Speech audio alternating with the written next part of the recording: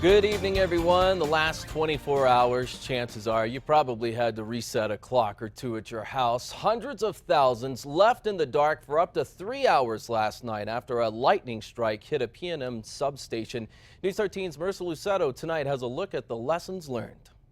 PNM says this is the worst power outage they've seen since 2000. They say it was so bad, they even had trouble communicating and alerting customers as to what was going on. You'd think it was a few bright flashes of sunlight, but then you see fire and smoke coming from a PNM power station on the west side near Ladera and Unser. Just after 7:30, lightning struck the substation, leaving parts of Albuquerque completely in the dark for the next few hours. This is easily the worst outage on the PNM system in over 15 years. PNM says the intensity of the strike caused a portion of its system to shut down. Some businesses forced to close and more than a quarter of all homes left without power for a few hours. Thousands of people turned to PNM's power outage website for info, but PNM says because of the system shutdown and the overload of hits, the site crashed. People lashed out on social media saying, quote, for a multi-million-dollar company to not have an off-site web service is just dumb.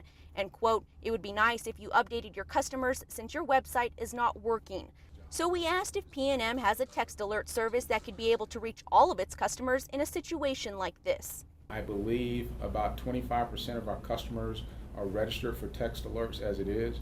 It's a way for us to provide them information in advance, but in last night's system as well too, it did not work because of the massive amount of outages. It also created a dangerous situation for drivers trying to get through intersections in the rain and with no power. APD says officers were not directing traffic because they were needed on high priority calls. Traffic we can rely on the public to take care of, and that's why when the lights go out they flash red. You always yield to the guy to the right of you and then go through the intersection. We had about 24 accidents because people weren't doing that. PNM did not have an estimate about how much all these repairs would cost, but hoped to have all the equipment repaired at all of its substations within the next 10 days. Marissa Luceto, KRQE, News 13.